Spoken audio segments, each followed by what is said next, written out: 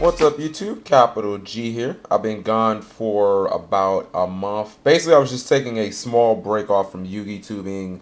You had the holiday season and whatnot. I didn't want to get burnt out. That does not mean, however, that I took a break from playing Yu-Gi-Oh! Obviously, if you've been on Dueling Network, you've probably seen me. I've been on there almost every day, at least every other day. So, anyways, I'm going to talk about a deck that I believe could possibly be the best deck right now. I can't really say of the format because I'm not really sure when windups and insectors are going to be legal and so on and so forth. But that's basically Rabbit Evols or Dirac Evols, however you want to say it. Now, I don't have all the cards, so let's dip into our imaginations for a second. Let's pretend that that's Rabbit. That's one of those vanilla Diracs, and that is Lagaya and Doka.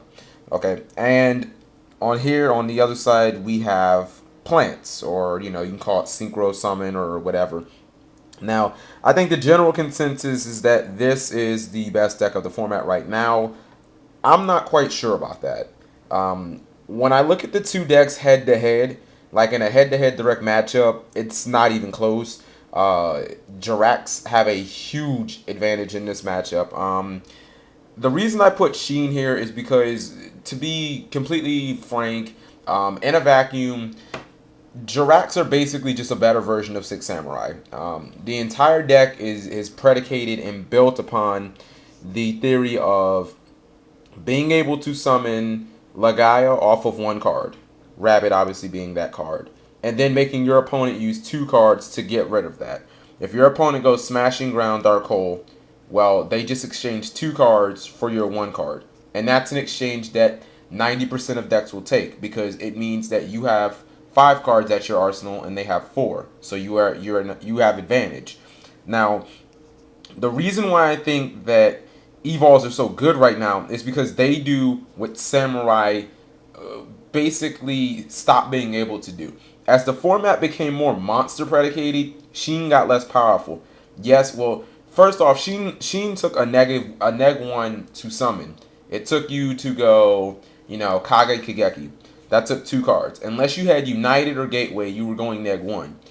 Doka and Lagaya only take Rabbit. That's very easy to do. Or you can use the other Dirac, the one that's like Hydreigon. So, that's only 1 card. That's number 1. The number 2 thing is, as the game becomes more hand trap based and more monster based, it becomes more important that whole, you can negate summons, because it means that if you just have Lagaya on the field, your opponent can't just say, okay, summon Venus, remove Venus, attack with Hyperion. You know what I mean? Where Sheen can't protect itself against stuff like that, against decks that don't use a ton of spells and decks that don't use traps at all, decks like Agents or Monarchs, Lagaya is still a very valid threat. The thing that separates these two decks is one simple card. That's Dimensional Fissure. This card not only completely destroys the entire meta, most of the competitive decks that you're going to see, Agents and Plants and decks like that, it even hurts some of the best anti-meta decks. Things like TG Stun, where all their monsters need to go to the graveyard to get their effects. All your TGs, you can't really do anything. This is the card that basically throws this entire matchup for a loop, and it puts it so far in the hands of Rabbit, because this basically, well, first off, it's going to disrupt the entire graveyard. So your Spore plays, your Dandelion plays, your Debris plays, all those are going to be completely shit on.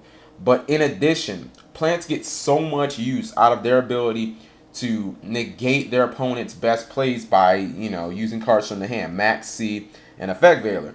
You play D-Fissure, you can't use any of that. In addition, you have to also consider Thunder King is one of the best opening moves from any deck this format, because it not only lets you negate one of those nice inherent summons, a Synchro, an Exceed, a Cyber Dragon, but it also stops your opponent from using cards like, Sangan and Pot of Duality, cards that let you dig deeper into your deck to get what you need.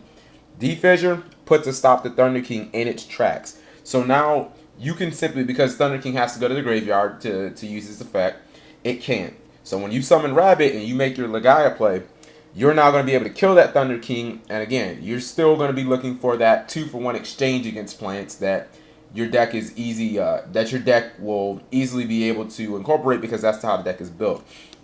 Another thing that I really think pushes this matchup more in the Dirac favor is their 1900 beaters, their vanillas. When you consider that Thunder King is one of Plant's best openings, that can be easily countered by drawing the worst cards in your entire deck, your vanillas, you have to say that, wow, it's really convenient that you can draw these, your vanillas, cards that you never want to have in your hand in theory, and you can kill one of their best anti-meta cards for no cost. You know, it's not like you know, they have 6 Thunder Kings, but these, if these get killed, you don't care even for a second.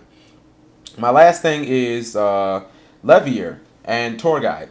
Tour Guide obviously is ridiculous in Plants, but as far as Levier goes, I think that Jirax use it a lot better than Plants, and that's saying something because Plants can abuse the hell out of this card. But when you have Fissure and you have your initial lock, you have like a Legaia out, and you haven't used this effect. When you play Tour Guide and you get your Banished Rabbit back, you're taking the lock that you already have and you're making it that much tighter because now you're gonna get a Doka and you're gonna be able to negate a magic or a spell, a trap, 2 monster effects, or a summon.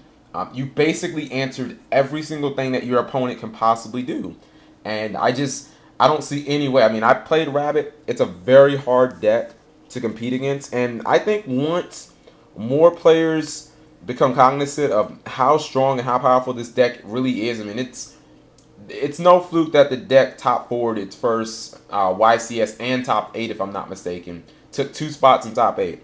So I also think that the price of the deck has something to do with that. I think if Rabbit was a common, I think that you'd see Jirax all over the place.